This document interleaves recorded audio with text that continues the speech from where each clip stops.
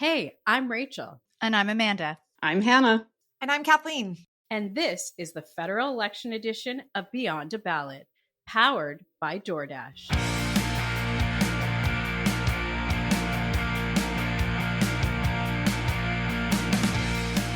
Welcome, I'm Hannah Thibodeau, and it is Wednesday, April 16th. Tonight, it is lights, cameras, confrontation. 4 leaders face off in Montreal tonight. Does it sound really exciting? I'm excited. It is one fewer than yesterday, though. I'm going to go through this first before I go around with the ladies. Early this morning, the Debate Commission tossed a curveball. Green Party co-leader Jonathan Pedneau has been cut from the lineup. Why? To get a podium, parties need to check at least 2 of 3 boxes. Let me just tell you what they are. A sitting MP? Check. The Greens have that. Number 2, poll 4% nationally. No, they do not reach that threshold. And number 3, run candidates in 90% of the ridings. They didn't make that threshold either. So that leaves us tonight with the core cast of Carney, Poilievre, Singh, plus Bloc leader Yves-François Blanchet. So let's talk strategy. Amanda Alvaro, I'm going to start with you today because all eyes are really focusing in on Liberal leader Mark Carney tonight. As the frontrunner, he has the most to lose. What is his biggest hurdle? Is it his French? Yeah, I think that's for sure part of it. He did the very popular Quebec show, whose name I'm going to butcher. So Kathleen, I'm looking at you to give me the name. Yeah. Thank you. And the reviews coming out of that was that his French was really good and that he was really able to participate at a high level. And I think he can surprise some people today. So I think his French being on par is going to be really, really important. But I think more than that, it's going to be the energy that he brings to the stage, how well he deflects the attacks. Speaking to women who make up a big part of our audience, I want to take a moment to talk about some of the things that I think women really look for. They're looking for, emotional intelligence. They're looking for empathy. They're not looking for a combative, aggressive, confrontational debate. They're certainly looking to stay away from things like condescension and arrogance. So I think a healthy dialogue that looks like there's a respectfulness between the candidates is going to be really key. And I think the men, over the course of the campaign have shown that they can be egged into being condescending or being arrogant or being any of the above. So I think they really, because the gender divide is so big in this particular campaign and because the woman vote is so, so, so key, I think it is going to be really important to appeal to women. And I think it's going to be important to not just talk about the issues that matter to them, but to be able to have a respectful dialogue on stage tonight. Rachel Siegel, how does Conservative leader Pierre Poilievre, who has some momentum to make up, how does he reset the race tonight? I think Pierre will really be putting forward a strong plan for change in this debate. I think what he can do is really try and tie Mark Carney to the former Liberal government and really try and hold his toes to the fire when it comes to answering for the last 10 years of liberal rule in this country. I mean, Mark Carney's in a weird position, right? Because he is the new leader, but he has, worked with Justin Trudeau as an economic advisor. He also has an entire team behind him that was Justin Trudeau's Liberal Party. And so I think that Carney will really have to answer to that track record. In terms of his debate skills, I mean, I'm excited. He's the former president of Chatham House, which is a premier debate forum. And so I'm interested to see how well he does in this debate. I think he's had the training to be able to debate well. And Pierre Poilievre is a great debater as well. So I think if nothing else, we are going to have a great show between these two men. And also, I'm interested in the policies, the deep dive on what they are going to offer Canadians tonight. Do you think there really will be deep dives into policies? I think Amanda says no. No. Oh, okay. So Mark Carney's not going to deep dive into policies, but I know that Pierre Poilievre will be deep diving because Pierre Poilievre has put forward a lot of policies that are talking about domestic issues. And I think that it will set the path for getting us out of this affordability crisis and this decade of liberal rule. I think. Okay, Kathleen Monk. Yeah, we're going to see for sure. Amanda's I'm going to be laughing. watching. Amanda's still laughing. Just, I wish people saw our faces as we're talking. So that's why I kind of give the little We'll do descriptors as we go YouTube by. next campaign. Next campaign, full on YouTube. Absolutely. That's not for a while, hopefully. Kathleen Monk, sorry, here goes my brain speaking. Only 2 leaders on that stage have done it before. NDP leader Jagmeet Singh being one of them, and Yves-François Blanchet, the Bloc leader. What edge does experience bring, and how does Singh carve out that space for his voice? Yeah, I think to answer your question, I think certainly experience does give you a bit of a leg up, right? It's, people think that TV or podcasts or debates comes naturally. It doesn't. No one is born with these skills. They have to test them time and time again. And you're often forged in the fire of doing these things repetitively. It's almost like building muscle. I'm mixing all of the metaphors here, fire, muscle, and you name it. So I think that they do have some edge because they've done it before. They've walked in the room. They felt the pressure. But actually, yesterday on the podcast, I did a shout out around policy, wanting more healthcare policy in the debates. Mm-hmm. So I'm going to pivot a little bit with you, Hannah, today. And I'm going to say, actually, I'm not going to be watching for policy drops today. Tonight or tomorrow night. No, I'm looking for behavior.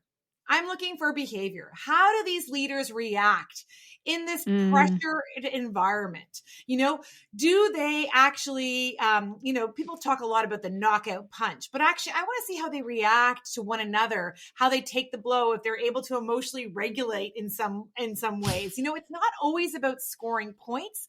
Sometimes actually viewers and voters actually are drawn to leaders because of how they do these small interactions, the smile, the wink, the nod, the laughter, right? And even the moment of generosity that they may show somebody else on the debate stage, right? There might be a moment where that happens. So it's that kind of stuff that I'm looking for. For sure, we're all going to look for the zingers and the moments that the leaders kind of ping one another and how they react. But, is Carney in some ways able to control his sometimes snipiness, his sometimes little snide, hot remarks that he does sometimes to the reporters? It can, in any way, Pierre Poilievre push down, the mean gorilla that lives inside of him? God. Can Jagmeet Singh, kind of try to use his empathetic nature to actually punch through and get some votes? Like, will it even matter? I don't know. Or will this all be about basically now 3 leaders completely focused on Carney wanting to take him down? We saw that in the Ontario debates where everyone was focused on Ford, and Ford just stood there the whole time like a Cheshire cat, smiling, happy, and he got away with the debates and kind of was deemed the winner. So, that could be we could see a repeat of that, for one of these 2 nights. I'm not sure if the French debate will follow it the same way because we have Yves-François Blanchet, who is a very skilled debater and very crafted at this kind of stuff. I just wanted to interject because we don't have somebody from the Bloc on this podcast, but tonight is a big night for Blanchet. If you look at the 78 polling, seats there. That's right, 78 seats. I think it's the second biggest province in terms of seats in the country.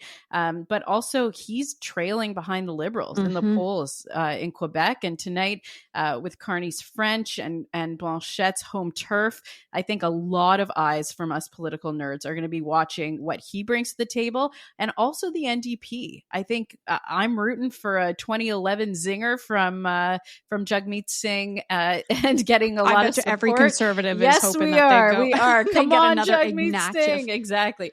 But this tonight could be a turning point, especially for those 2 men, for Blanchet and for Jagmeet Singh. Let me ask you this. We typically have our campaign call out. Today, I'm going to call it our debate ditty. You can have any story you want.